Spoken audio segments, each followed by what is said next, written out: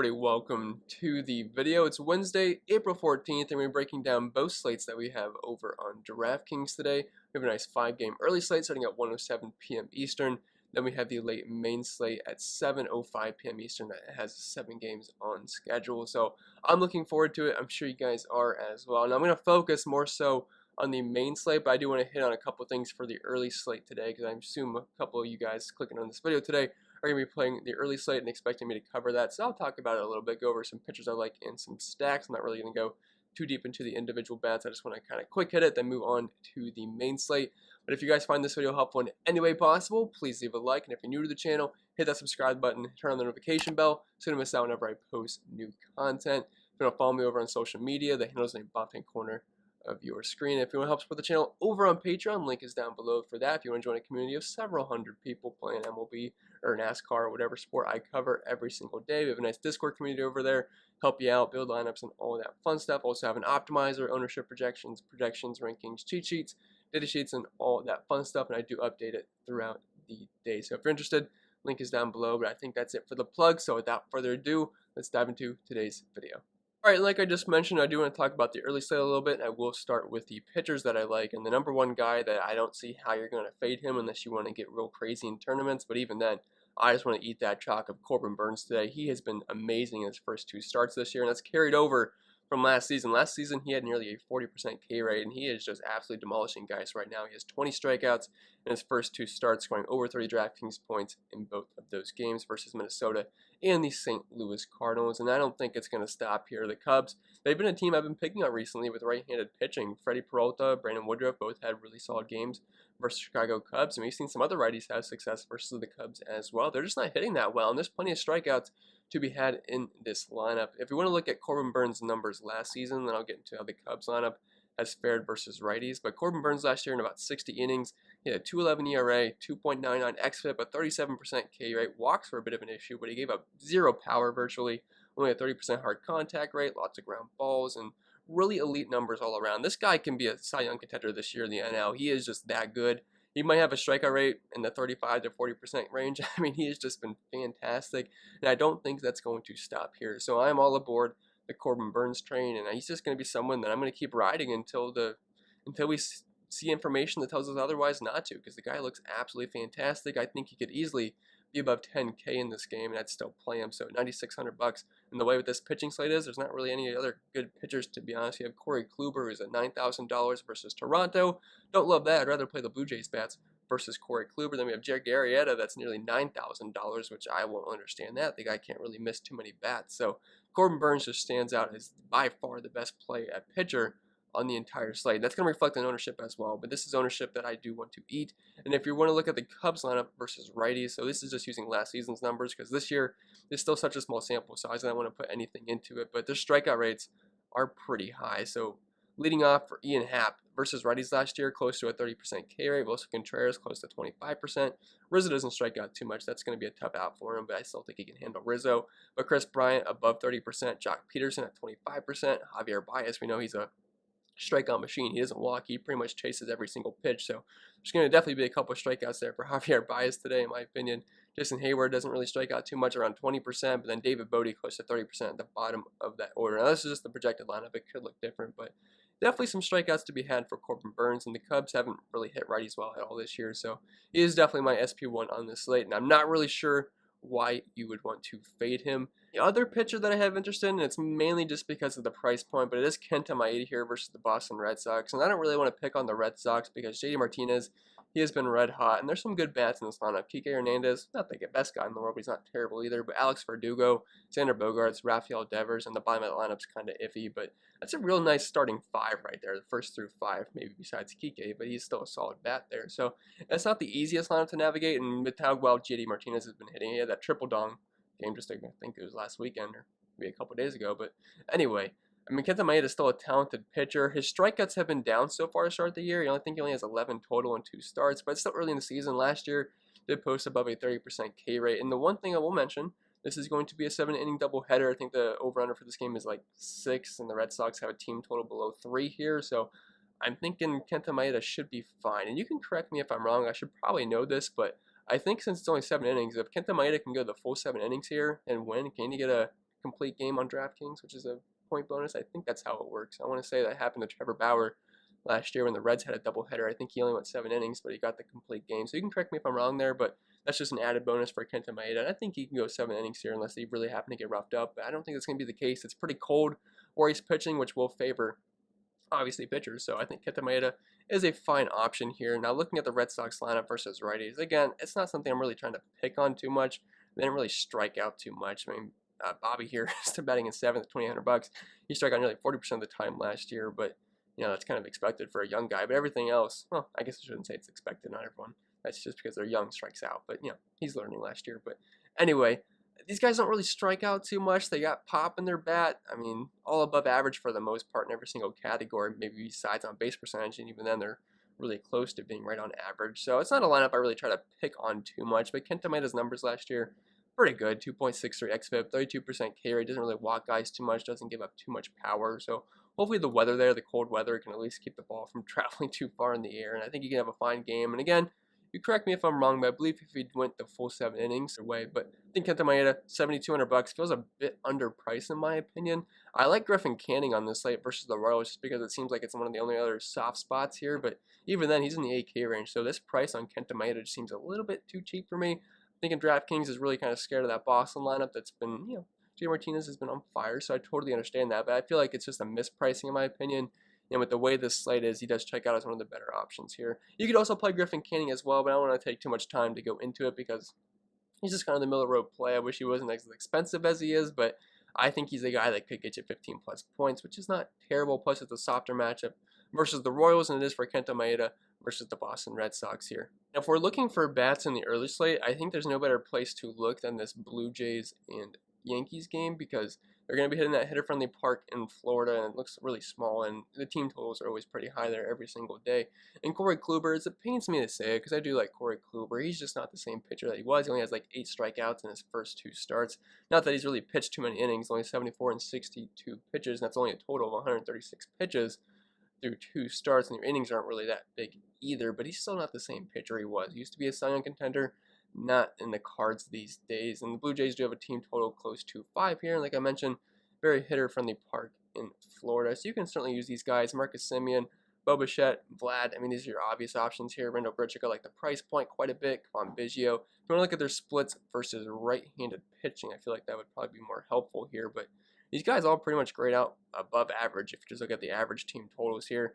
9th in batting average, 9th in WOBA, 13th in ISO, 10th in WRC+, 8th in slugging, 14th in on-base percentage. And they have the 2nd least strikeout rate as well versus righties compared to everybody else's projected lineups today. So I like the upside here for the Blue Jays. I think all these guys are certainly playable. Bo Bichette had a lot of power versus righties last season with a 226 ISO. Rowdy Tellez, a 302 ISO.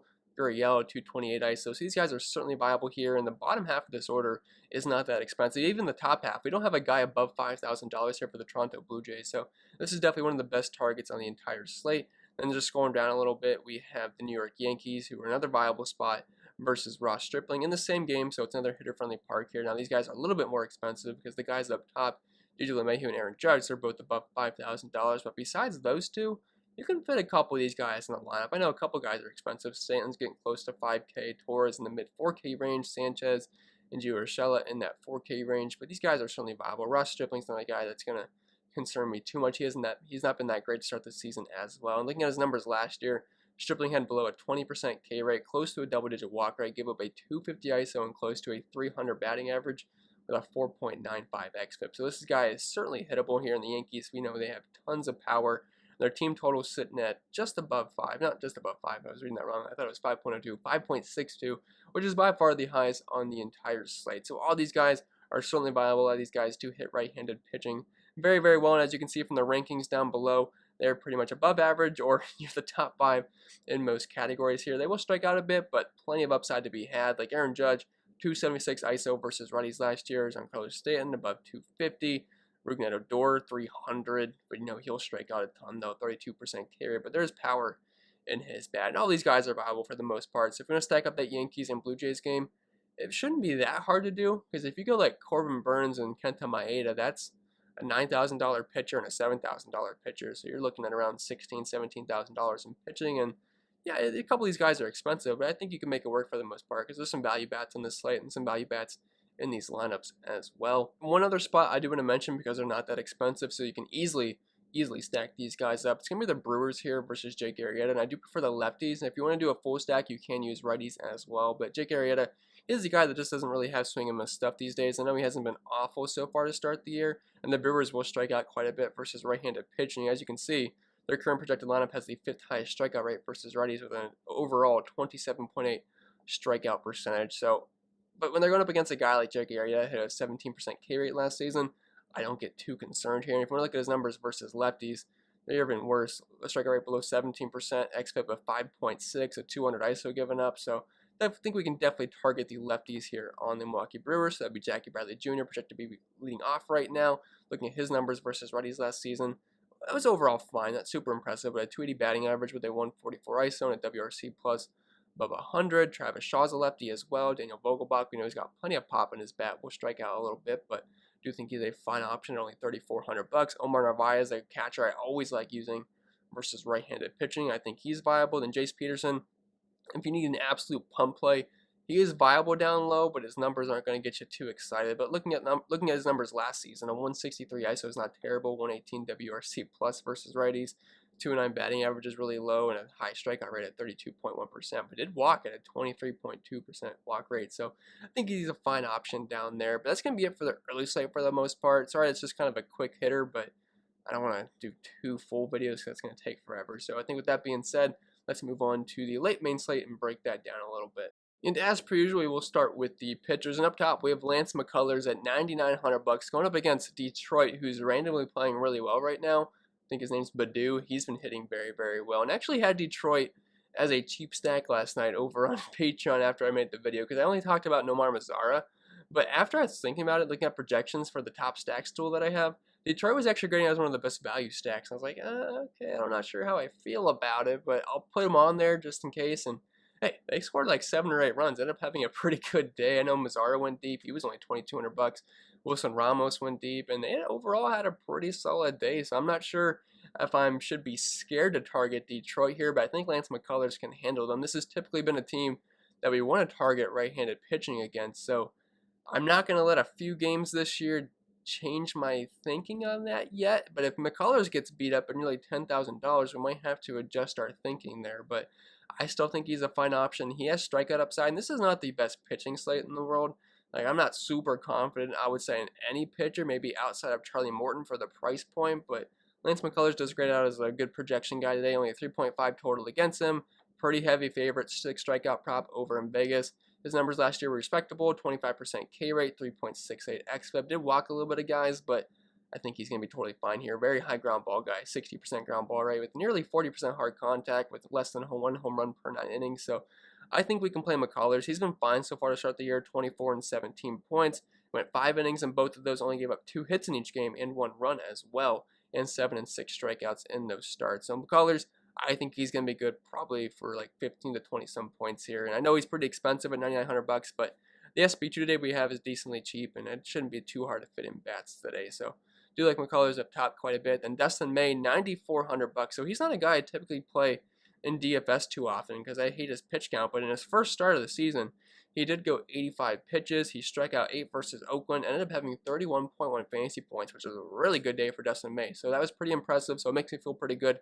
I wanted to use Dustin May here versus the Colorado Rockies, who I will target all day away from Coors Field because even in Coors, you can target pitchers against them because they're not the greatest hitting team in the world, especially losing a guy like Nolan Arenado. That definitely hurts the lineup quite a bit. So outside of Trevor Story and Charlie Blackmon, I know there's a couple of okay hitters there, but are you really scared of anybody else outside of those two? And even then, they are worse away from Coors Field. And only a 3.05 implied team total here for the Rockies.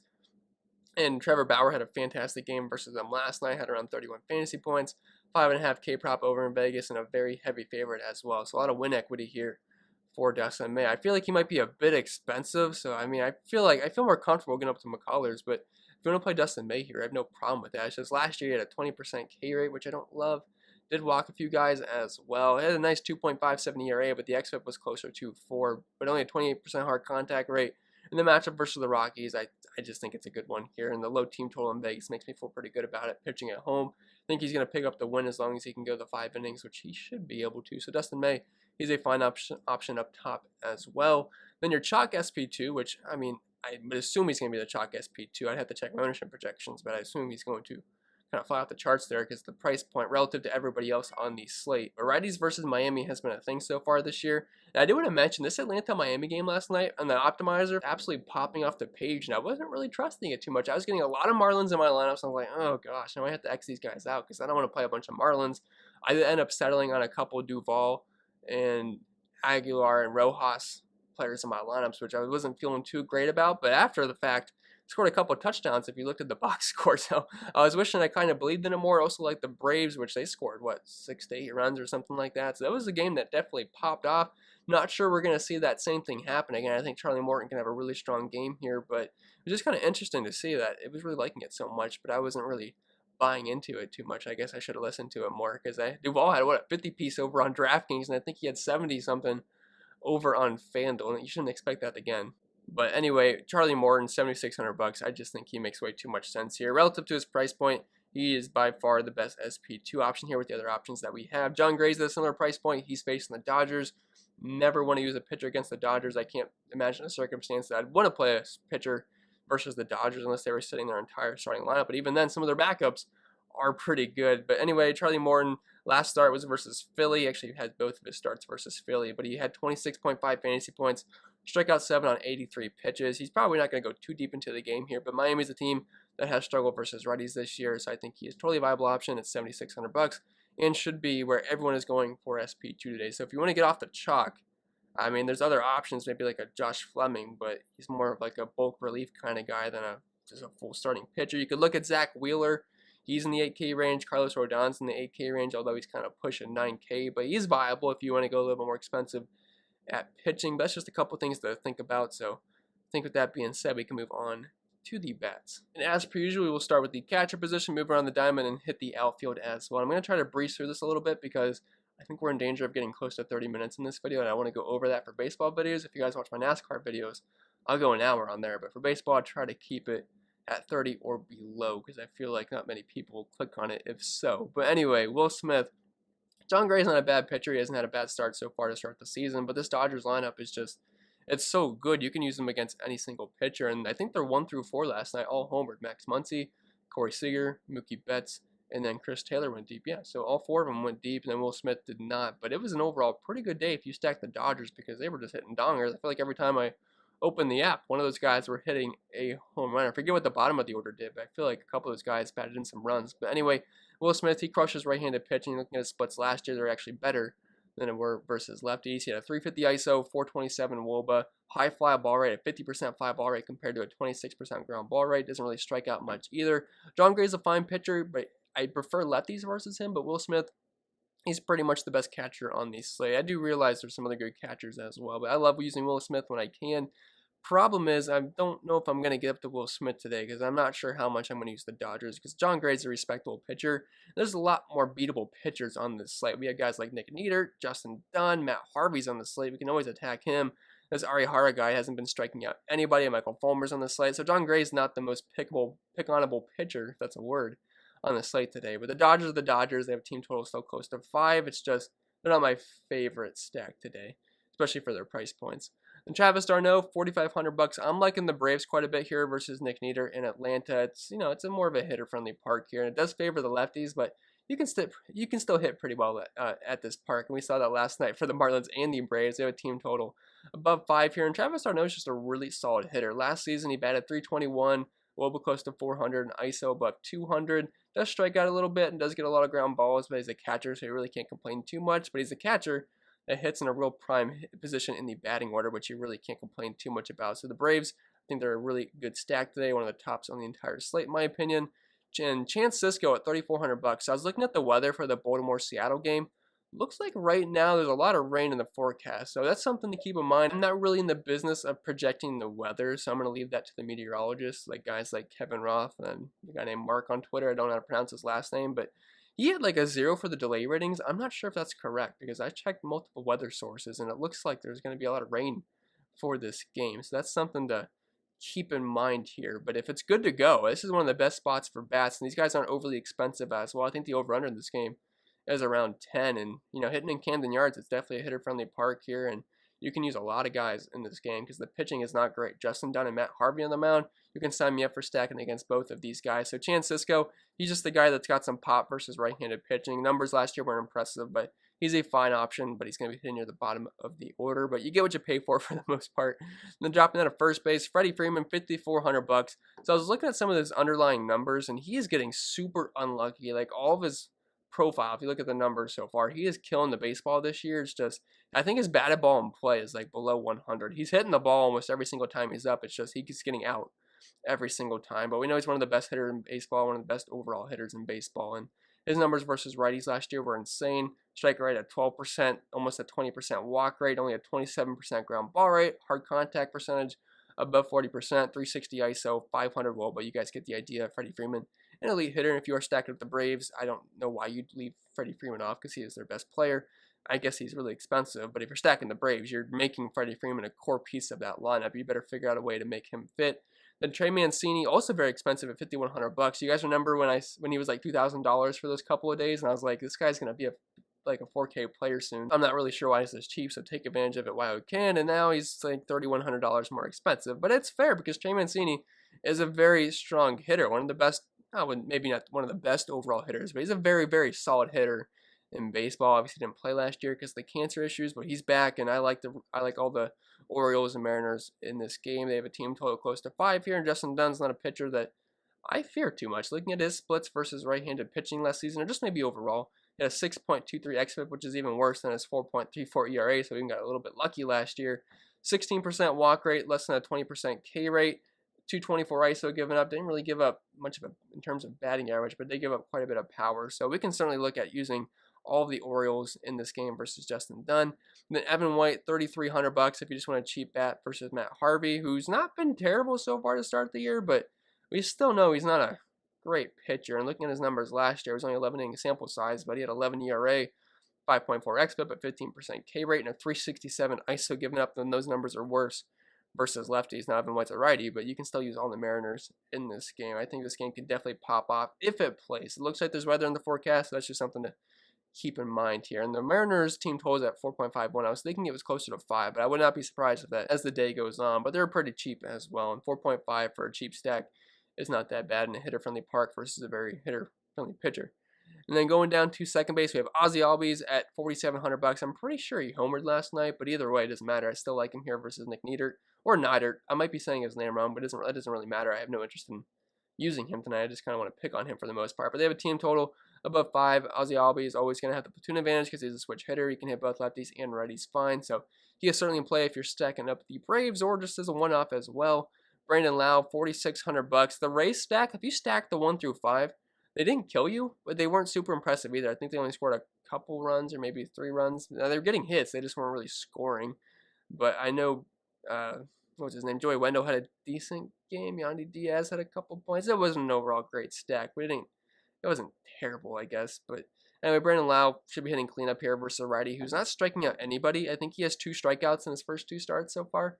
I mean, I don't think he's maybe the worst pitcher out there, but you can certainly use bats against him, especially if he's not going to strike anybody out. And the Rays team will strike out a lot versus righties, but they're facing a guy that's pitching to contact quite a bit here, so that's kind of neutralized that. And Brandon Lau's got a high fly ball rate to righties, 50% fly ball rate, 244 ISO as well. So there's definitely upside for some of these lefties in this lineup versus the Rangers, and you can use some of the righties as well. I have nothing against that. Yandy Diaz is certainly in play as I have him listed down below. So and then anyway, going down to Ty France, $4,200. At $4,200, he's just a really solid overall hitter. He hits for a high batting average last season in 155 plate appearances, batted .305, and like I said, Matt Harvey's not a pitcher I'm going to be too scared of. I know he's been okay to start the year, which I guess might be a little bit concerning, but at these price points for the Mariners, they're not overly expensive. And last season, Ty France, he batted .370 versus righties with a .418 WOBA, ISO close to 200, and a 170 WRC+. So he does great as a pretty solid option for me. He should be hitting near the top of that order. Going down to third base, Alex Bregman, $5,100. I don't think he did anything last night. Adam was one of my favorite plays on the slate because he's facing a lefty.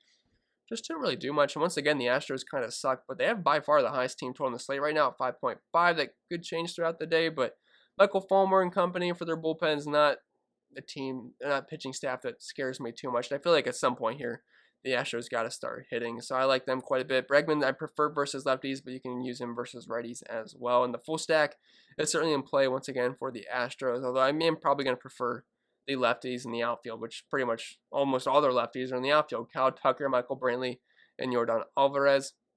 You can use righties like Jose Altuve, Alex Bregman, Yuli Gurriel as well. Then Kyle Seeger, $4,100. He is super expensive. I wish he was a little bit cheaper, but I do like lefties versus Matt Harvey, and I think this is a pretty good game stack as long as it plays and weather cooperates. Yandy Diaz, $3,500. If you watch him go up to bat, if you've never seen Yandy Diaz, this guy looks like the Hulk. It looks like Hercules, whatever you want to call him. He is an absolute monster. You'd think he would homer every single time he's up to the plate, but the guy just does not really have that much power. Last season versus righties, he had a .088 ISO, and you'd think it'd be a lot better versus lefties, righty on lefty matchup. No, it's even worse, .059 ISO. Now, he hits for a very high batting average. He doesn't strike out whatsoever, like less than a 15% strikeout rate to either side of the plate here, and he walks quite a bit as well. So he's a disciplined hitter. You just think he'd have more power because the guy looks like an absolute monster, but I guess that just doesn't always translate. But he's still a fine option here at $3,500, going up against a guy that really hasn't shown much strikeout upside whatsoever. And Yandy Diaz isn't a guy that's going to strike out, so he's going to put the ball in play. Now, it'll probably be a ground ball. He had a 70% ground ball rate to righties last year, but I still think he's a solid play at $3,500. Then venturing off to shortstop here, we have Cory Sieger, $5,500. I think he homered on his first pitch last night, but he is an elite hitter versus right-handed pitching. I talk about this every single time, but Cory Sieger last year was one of my favorite rosters every single day that there was a righty on the mound because he absolutely crushed. He was one of the tops in barrel rate, hard hit percentage, all that good stuff. He was crushing them last year. A .416 WOBA, .322 batting average, ISO above 300 with only a 15% K rate and a 53.5 hard contact percentage, or 53.3 I should say. Only 0.2 off there. But Cory Sieger, he's an elite option. It's just he's very expensive, and I'm not like in love with the Dodgers today, but you can use some lefties versus John Gray. Carlos Correa, $5,000. Prices come up a little bit, but I do like the Houston stack today versus Michael Fulmer and the rest of that bullpen. 5.5 implied team total. Past couple of seasons, he's actually hit righties better than he has lefties. So Correa, certainly in play if you were stacking up the Astros, and if you're stacking up the Braves, Dansby Swanson's going to be hitting the lower half of this order, but at $4,100, he's got some decent pop versus lefties and righties. And if you're stacking up the Braves, just makes sense to throw him in at shortstop.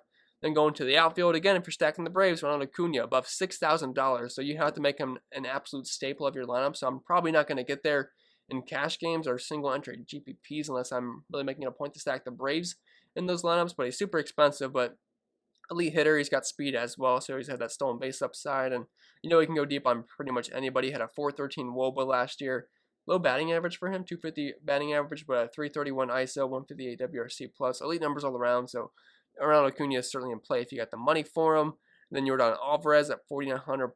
Probably one of my more favorite plays in the entire slate just because I like the Astros lefties here quite a bit versus Fulmer. 5.5 implied team total looks very nice, and his sample size was too small last year, but over the past few seasons for Alvarez, he has been absolutely crushing both righties and lefties. So he is certainly in play below $5,000 betting cleanup for the Houston Astros. Austin Meadows at $4,800 going up against a low strikeout pitcher as of right now. And Ari Hara, I'm not sure how to say his first name. I know he's new, but they have a team total close to 5 here. I do think the Rays are certainly a pretty strong stack. Don't usually love using bats in Tampa, but we saw the Rangers have no problem with that last night. So you can certainly use Meadows. He's got a high fly ball rate to righties. Michael Brantley, $4,600. Like I mentioned a couple days ago, anytime I can mention to use Michael Brantley, I will do that because he's my favorite player in baseball. He's a high contact guy, has pop to righties. Not a ton of pop in his lineup, but he does have home run upside. And we saw that a couple nights ago where he did homer late in that game. So he is certainly viable for me. He's going to be a guy that's going to put the ball in play, which I love for DFS purposes. Kyle Tucker, $4,300. I could see him being pretty popular. He's going to be hitting towards the bottom of the order, which I don't like, but he's got plenty of upside versus right-handed pitching. Had above a 220 ISO versus them the past couple of seasons. So he's certainly played at that price point for a team total of 5.5. Marcell Ozuna, $4,200. One of the guys that my optimizer liked a ton yesterday, and I wasn't really loving it too much, so I actually kind of skipped over him. But I think he went deep in his first at bat. Overall had a pretty strong game, as did pretty much everybody in that game, so it wasn't just him. But Marcell Ozuna at $4,200. He was a guy that was amazing last season, like absolutely amazing. 179 WRC plus, 338 batting average, 444 WOBA with an ISO just shy of 300. So $4,200, I think he's a fine play, especially if you're stacking up those Braves. Mitch Haniger makes sense if you're stacking up the Mariners. Going to be leading off versus Matt Harvey at a fair price point. And then DJ Stewart, $2,800. He was a guy I used for a nice stretch last season when he was on absolute fire, but he's going to be a high strikeout, low batting average guy, but he does have pop in his bat. Had a 33% K rate last year, close to a 20% walk rate, which is nice, but a batting average below 200, but a 261 ISO, and just a little bit of home run upside versus Justin Dunn, who's been known to give up some hard contact. But that's going to be it for the video, guys. I hope it was helpful, and if it was, make sure you leave a like. If you're new to the channel, hit that subscribe button, turn on the notification bell so you don't miss out whenever these videos do get posted. If you want to follow me over on social media, Pennell16 on Twitter, CPenn16 over on Instagram. And if you want to support the channel over on Patreon, link is down below for that. Join the community of several hundred people. You get the projections, optimizer, ownership projections, rankings, cheat sheets, data sheets, Discord community, all that fun stuff. But with that being said, guys, I'm going to get out of here. Hope you guys enjoy the rest of your day, and I'll see you in the next video.